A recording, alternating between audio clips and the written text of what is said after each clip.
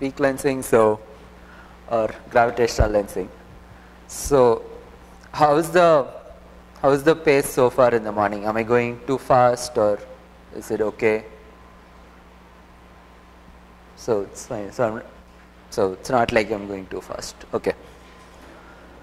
So just to remind you what we did in the morning, we did some very basic lensing formalism, lensing by a point source, by a point lens, and then we looked at micro lensing, which was essentially trying to study the increase in brightness that lensing causes and some applications about finding exoplanets, testing theories of dark matter and so on.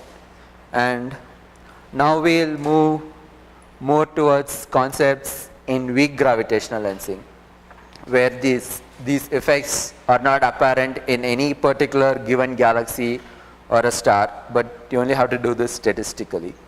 So we will not cover all the concepts in weak lensing today. I mean, it is a big field, and we will study some today, and then we will cover some aspects of strong lensing where you can have multiple images, and again some more of weak gravitational lensing. I am structuring it such that you will have enough material or enough background to work on the exercises tomorrow. So that's why I've broken down the weak lensing part into multiple lectures. Also, I'm giving exercises because that is the one that I work on, and I'm most comfortable giving exercises on that. So let's move on.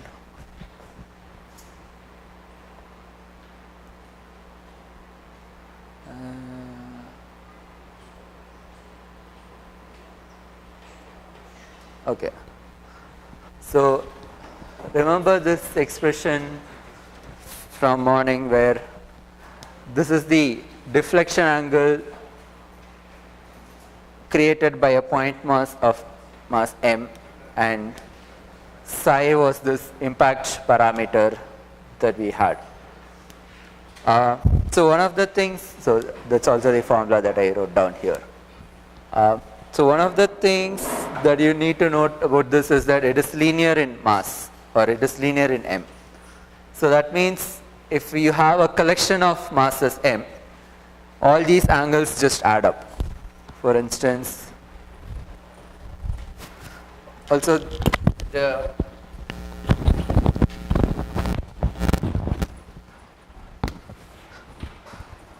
so if you have multiple lenses here and a source here and an observer here,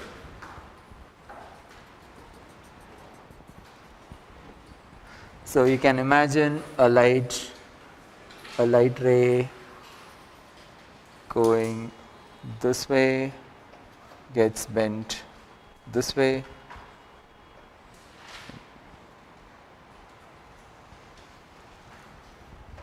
so this is of course an exaggerated image, but you can imagine light taking a complex path like this.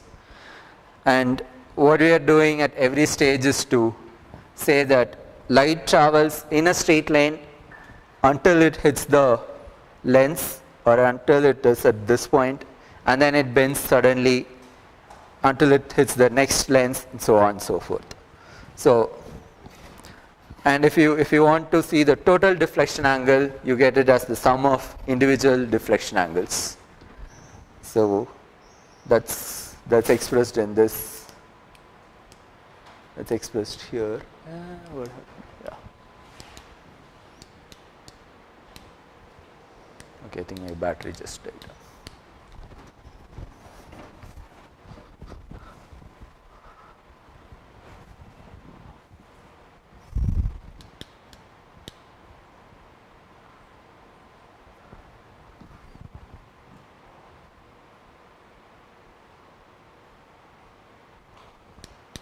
Okay.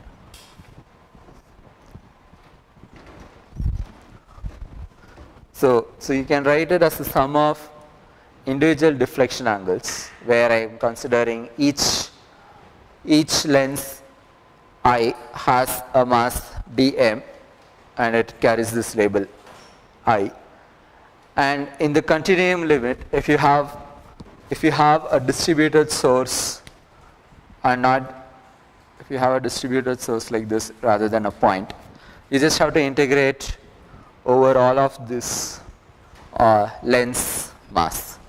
So you can just convert this sum into an integral this way. So you replace the dm with the density at that location, and then, sorry, let me write this down.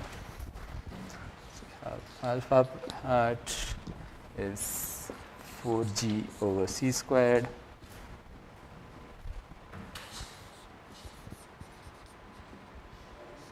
Yeah. So, is there a question?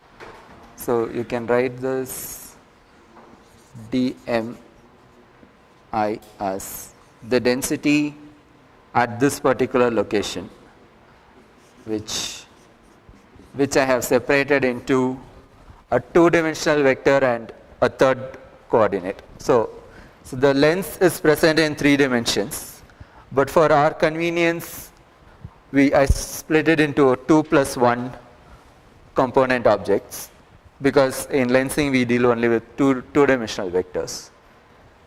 And then I write this as a two-dimensional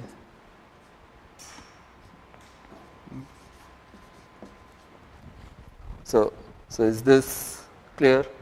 So I've just written the incremental mass, a mass of a small piece in terms of the local density times the volume. That's all that I've done. So this corresponds to just saying d psi 1, d psi 2, d r3.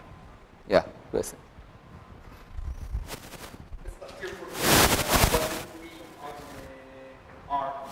So the 3 just is to explicitly mention that it's the coordinate along the line of sight. So the coordinate setup is such that I have chi1 here, chi2 goes into the board, and R3 is this way.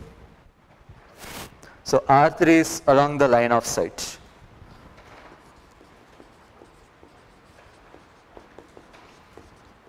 And chi1 and chi2 are the lens, are 2 vectors on the lens plane. That also 2 orthogonal vectors that form a basis. So all that I have done is to say that, let me use a different color. All that I have done is to say that, density is mass by volume. So mass is density times volume, and I am talking about a small volume element here. So it's the density at this location, which is chi1, chi2, r3, and times the volume, which is so that's the volume of this. Sorry, that's the mass of this small volume element.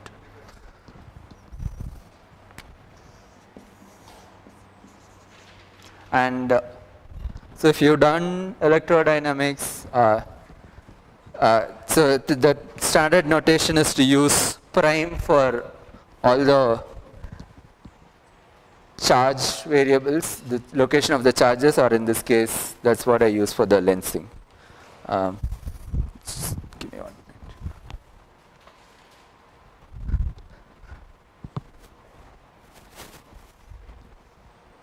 Sorry, I think it will take a while, yes.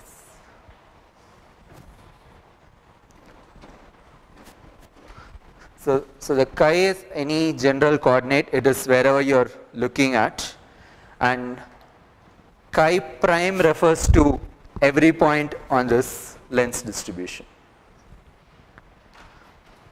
So this is how we wrote this.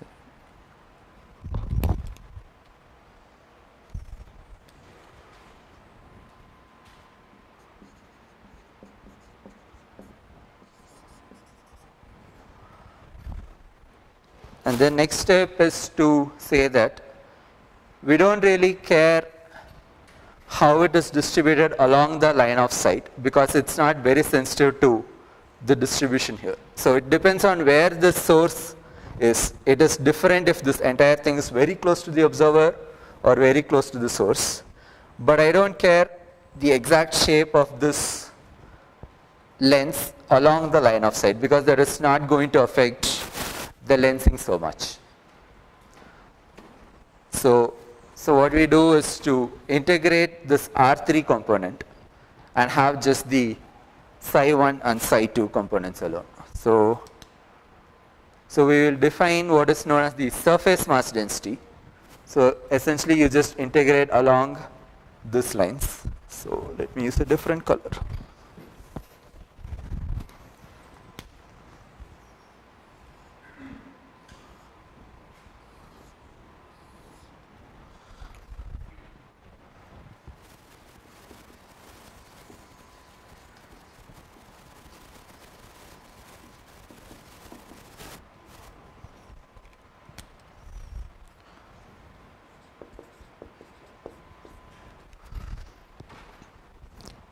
So since it's now it's an equivalent of density, but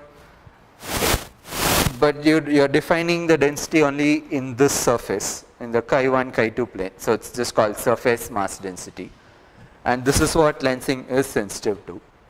So we will write this as 4g over c square. What else?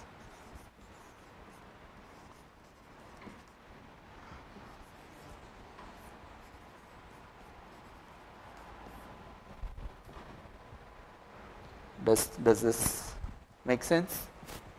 So you just integrated it along R3.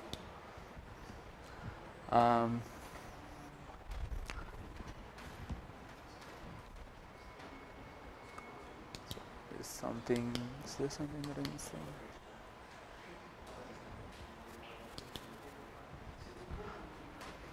So if you go back to this lensing equation, so this is the deflection angle at the lens, and what does the lensing equation tell you?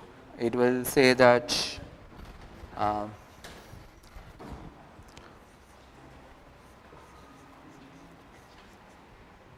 so it was dLs over ds times alpha. So you get that as 4g over c square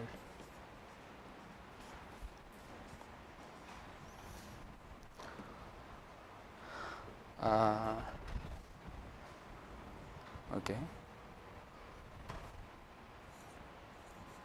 So instead of writing d chi1, d chi2, short notation is to just write d square chi. So that's to say you are integrating over all possible vectors here, d chi prime. And then you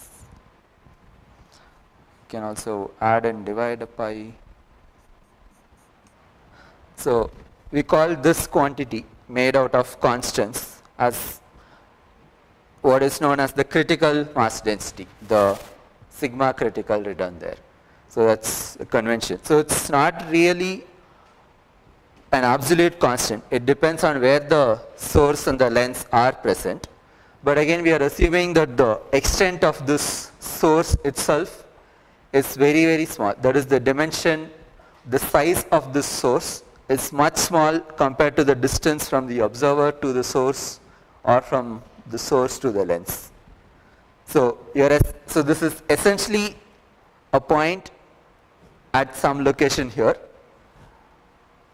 or another way to say it's or just say that its dimensions are much smaller compared to the distances. So essentially these become constants here to say that dLs and ds are constant independent of whichever point you choose. So that's another layer of approximation there. And if you do this, and then as usual we write chi as d,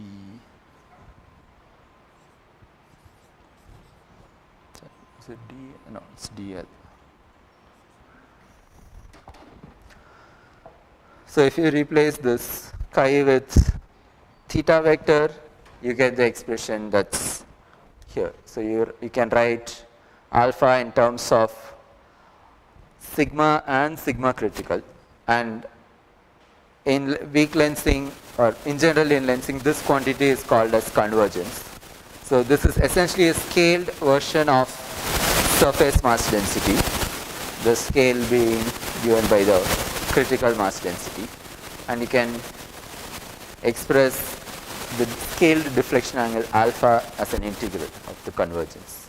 And the convergence is essentially also an estimate of the mass distribution, because sigma is a mass distribution. It tells the density along the surface, and kappa is just a scale version. So this kappa, the convergence, is typically what we will be getting out of the lensing, or that is one of the goals. And in your exercises tomorrow you will be calculating kappa from a given data set, and we will see how to get this, but this is essentially defining the convergence kappa. Any questions so far on the maths or on the concepts?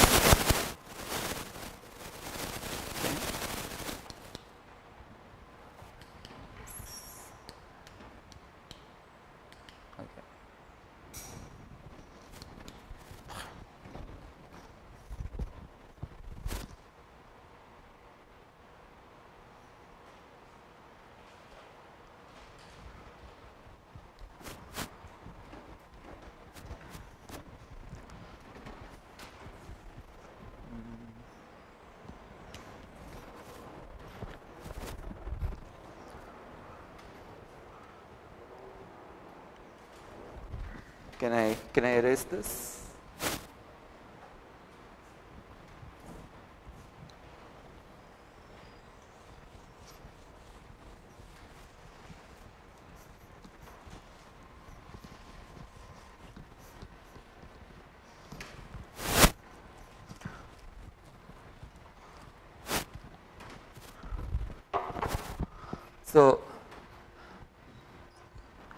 So this should remind you very much of electrodynamics, but just in 2 dimensions. So have you taken a course on electrodynamics or electrostatics?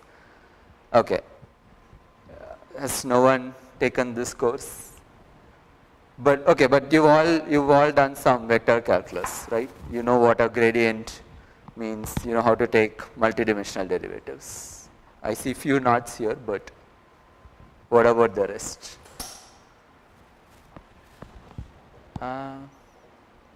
Do you know how to differentiate the vectors in general? Differentiating vectors by vectors. Okay. Again, not a lot of knots. So let's see then.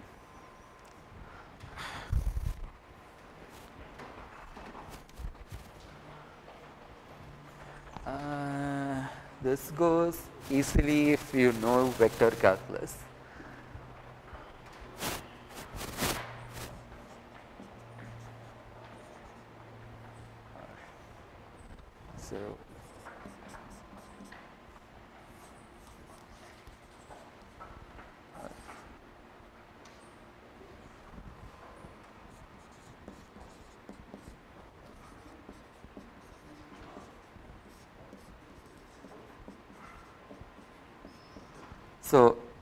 So a trick here is to recognize that this quantity is a function of both theta vector and theta prime vector. The integration is over theta prime, but the theta vector is still free. So what we are going to do is to say the gradient in theta times log of this quantity. So we are just going to use this identity here.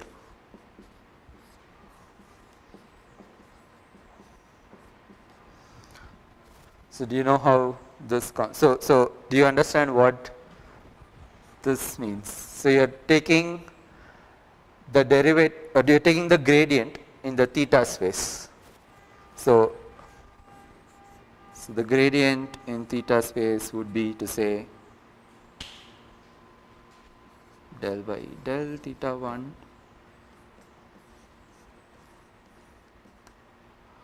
and say it is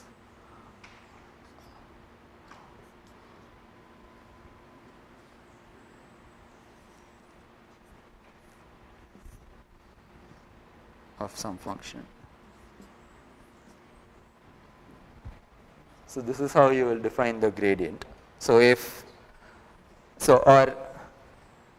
or in a more familiar words, if you have the regular gradient would just mean are you familiar with the Ex, Ey notation or Ij, K for the unit vectors?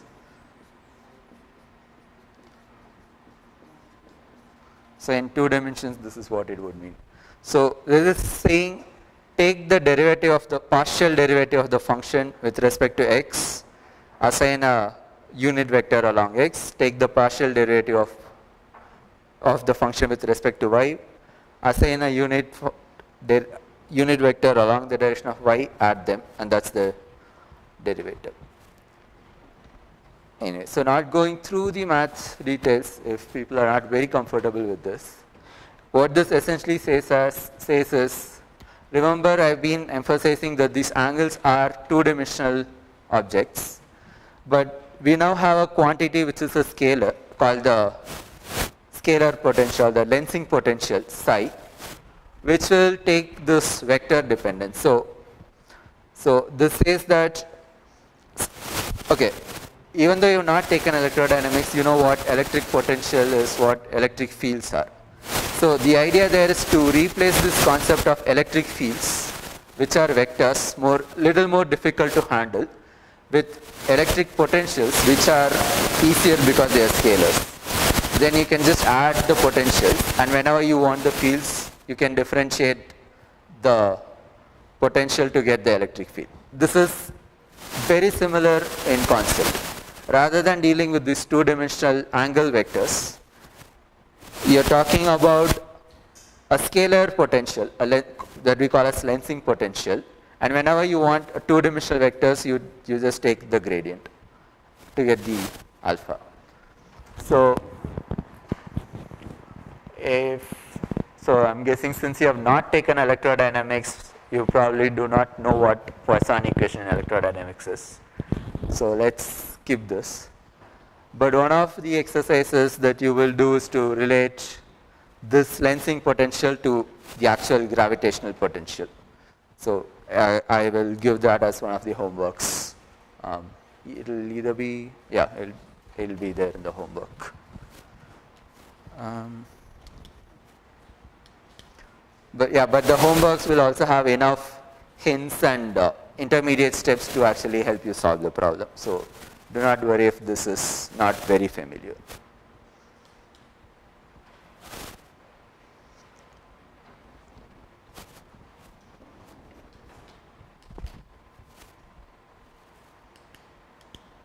Okay. So in summary, what gravitational lensing is all about is a coordinate transformation. So without lensing, you have points in the source plane, the true locations of the objects. And with the introduction of a lens, you still see the same sources, but just at different points. So one way of viewing lensing is as a coordinate transformation. It takes the original source positions on the sky from beta to a new location theta. And what you observe is this theta, and what you want to know is beta. You want to know where the sources actually are. And this difference will also tell you the deviation angle, which can tell you about the mass of the lens and so on.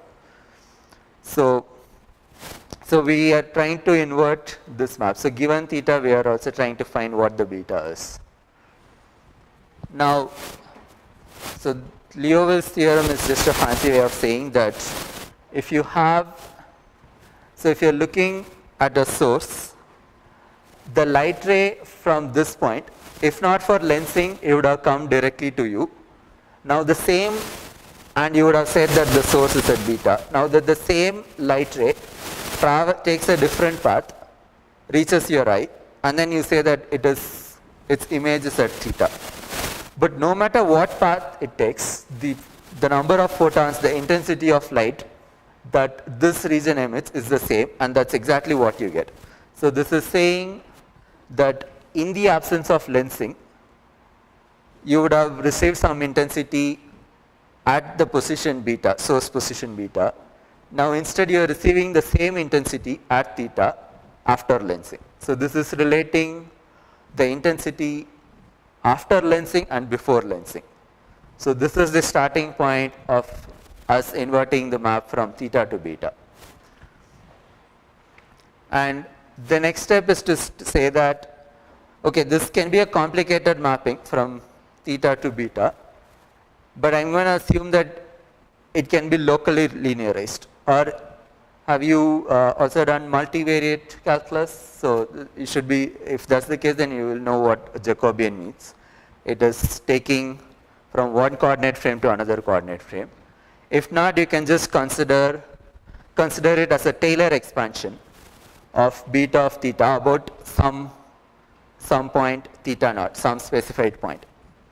So if you're looking at a galaxy, you can take its center, call it to be theta naught, the location of the center, and you assume that the lensing is constant over this entire image of the galaxy, and you're done with it. So that would correspond to doing a Taylor expansion of this and stopping after the first term. So you don't have any theta minus theta naught squared terms.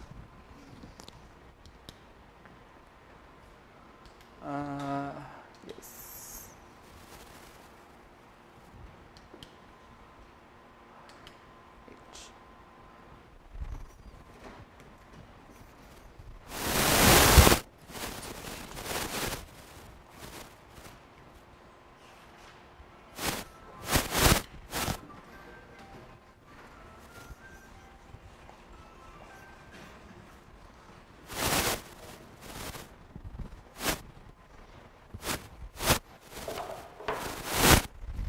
So can you relate this A, the Jacobian matrix, to the potential? So that's what we are trying to address next. I think I'm missing a slide.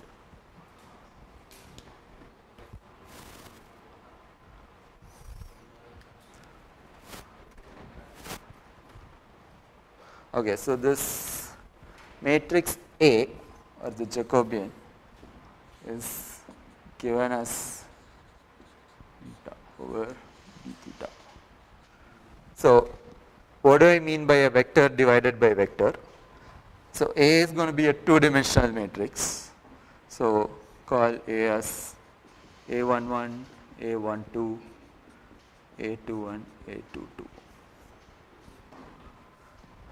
Now if I take A, ij, and betas are two-dimensional, betas and thetas are two-dimensional vectors. So beta 1, beta 2, theta is theta 1, theta 2, and you get, and this ij, so I and j can take 1s and 2s. So I and j run over values of 1 and 2. Then this essentially means this. So you take the ith component of beta, differentiate with jth component of theta, and you get the ijth component of this matrix. And I and j takes values 1 and 2. So And what do we know about beta? So we know that theta minus beta is alpha of theta, right?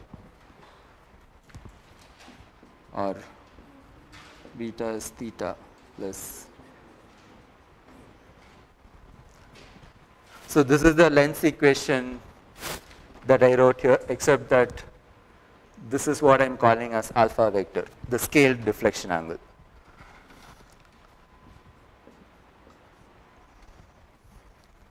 So now if I take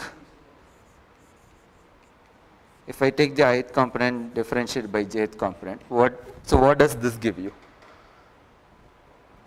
What will differentiating theta with respect to theta give you?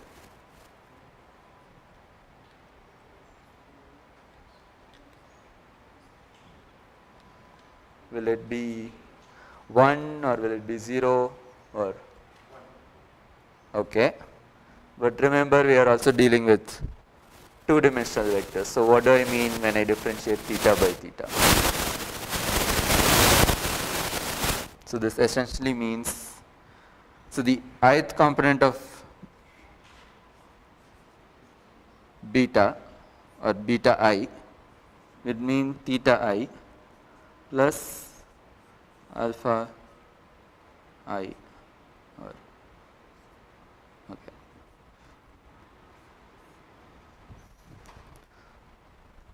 So you are differentiating theta I with theta j, and theta 1 and theta 2 are orthogonal vectors. That's how we have constructed our coordinate systems. So what will this first term give you? Yeah, it will be the Kronecker delta. So if I and j are the same, you are differentiating a variable by the same variable, so it should give you 1. If they are not the same, since they are orthogonal, they are independent and you should get 0. So that is encaptured in the Kronecker delta, which is 1 if I equals j, 0 otherwise. And then you have this quantity, which is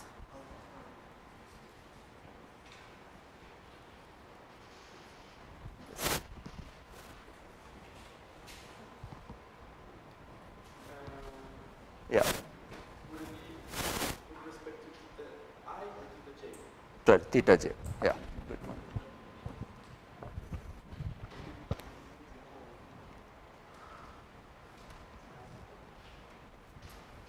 So let me erase.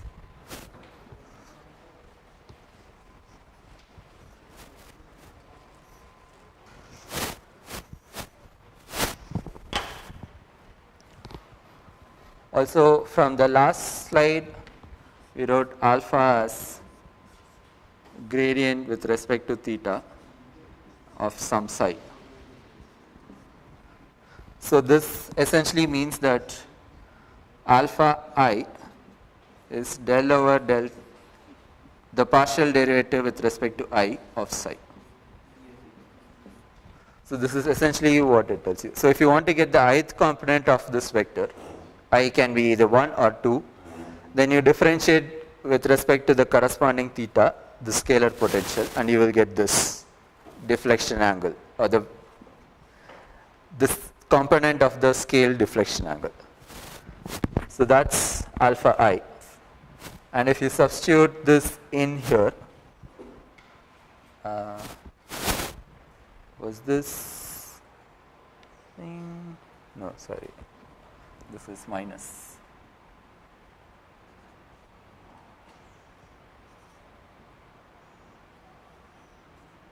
So if you substitute this alpha I in there, you get delta of ij del square. So you have a theta j from here, and you get a del theta I from here of psi. So essentially what I've written is this ijth element of this matrix A, which is del beta I by del theta j, is Kronecker delta of ij minus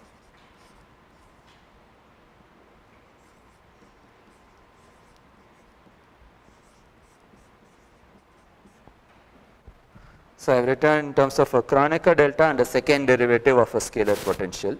And if you do this for all combinations of I and j, you'll get 4 numbers in general, which will populate this 2 by 2 matrix. And that essentially tells you the transformation between theta and beta, assuming that the transformation is linear. So does everyone know what a linear transformation means? So it's essentially change of coordinates by just stretching the coordinates and rotating the coordinates. So you don't do any other non-linear transformation of your coordinates. So you don't convert x to x squared. You just rotate and stretch in different directions. And those transformations can be represented by a matrix. And since we are dealing with 2-dimensional spaces, that matrix is given by a 2 by 2 matrix, and we know how to populate the matrix given a scalar potential by just differentiating twice.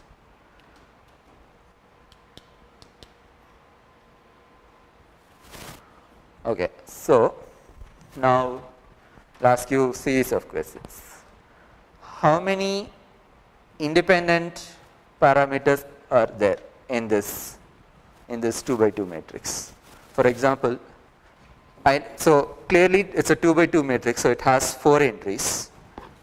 Are those 4 independent, or can you say if I give you 3, you will be able to find the other one? Or in other words, how many degrees of freedom does this matrix have?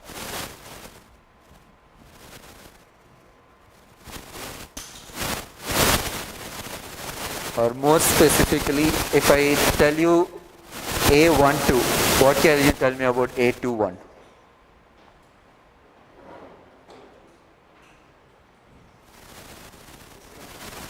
And why? Because the Kronecker delta is Symmetric. and the second derivative is also symmetric. Yes, that's correct. So it's not a generic 2 by 2 matrix, it's also symmetric because if you interchange I and j here, these remain the same. This is 1 if I equals j and 0 otherwise. So it doesn't matter whether you swap I and j. They are either going to remain the same or they are going to remain different, no matter whether you swap or not. And the order of differentiation doesn't matter. So this is symmetric, which means A12 equals A21.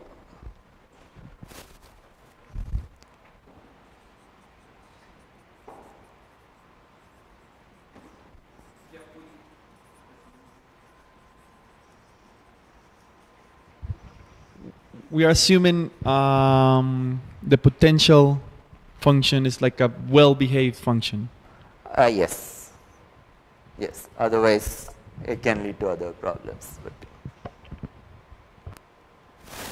okay.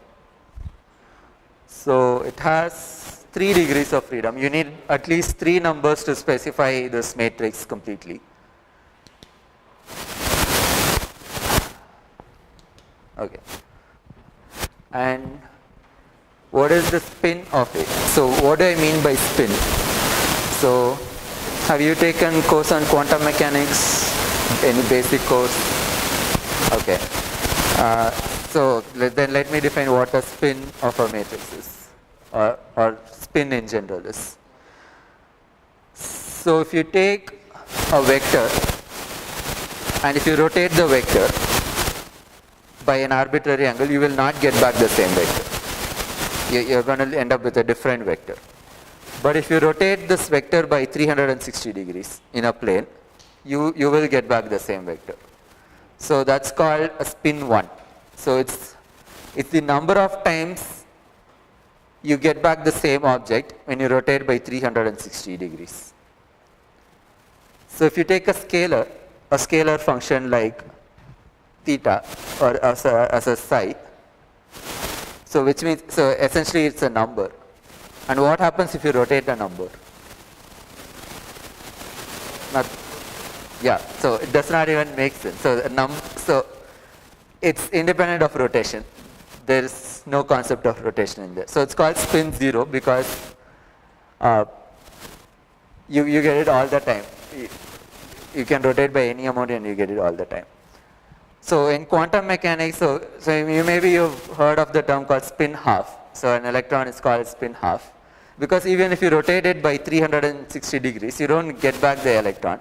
You have to rotate by 4 pi or 720 degrees to get back the electron. So so it's like saying you only get half of it back if you rotate by 360, which is why it's called spin half.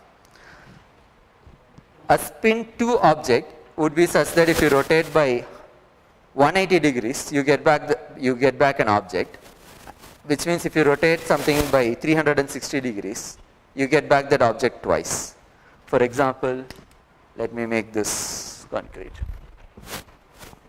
So if you have a vector here, you rotate it by 360 degrees and you have this. But if you have a double-headed arrow and if you rotate it by 180 degrees, what do you get? You get back the same arrow. That doesn't happen with a vector, but it happens with a two-headed vector or a two-headed object. Or you can simply say a line with no arrows. You rotate it by 180 degrees, you get back the same arrow exactly. So we will call this as spin 2. And what this essentially means is that,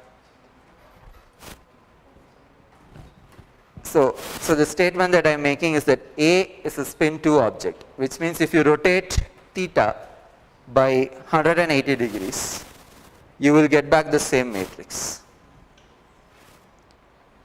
Because if you rotate theta by 180, theta 1 goes to theta of minus 1. So if you have x and y and you rotate 180 degrees, x goes to minus x, y goes to minus y. But then you are also multiplying them, so minus times minus gives you a plus. So nothing really changes if you rotate theta by the theta vector by 180 degrees. Whereas if you rotate it by 90 degrees, then the matrix changes. Which means this matrix is very specific to the coordinate frames that we choose. Is this clear? So there is no absolute matrix here. It depends on the coordinates that we choose. But all that I am saying is if you rotate that coordinate by 180 degrees, the matrix will remain the same. If you choose a different coordinate which is not rotated by 180 degrees, then you will end up with a different matrix. So which means this is not invariant under rotations. But can you come up with quantities that are invariant under rotations? So this is the way you would generally, so if you're working in say particle physics typically, then this is how you will try to understand the symmetry in the problem and try to simplify the problem. So all we are trying to do is, all I am trying to say is that A1, A2 and A12 are not very nice numbers to handle because they just change if I change the coordinates, and change of coordinates should be arbitrary. None of the physics should depend on the coordinates. So that's one of the basic principles of relativity, that the physical laws should be independent of the coordinates that you choose. And it is always nice to write, or it is always nice to deal with numbers whose transformation properties you know. That is, you should be able to know what happens to this quantity if I choose a different coordinate frame. And since A changes when you choose a different coordinates, we are trying to find how to characterize this using numbers that do not change under coordinates. So what are some things that you know do not change under coordinates? So again, this makes sense if you've taken linear algebra in general with matrix theories. Sorry, was there an answer to my question? Sorry? What? Sure, but I've given, but we have a matrix. So what scalars can you construct out of a matrix? Okay, sure. Eigenvalues is one thing. Anything simpler? Yes, the trace. So the trace of A, which is to say the A11 plus A22, is independent of rotation. Do you know any other quantity?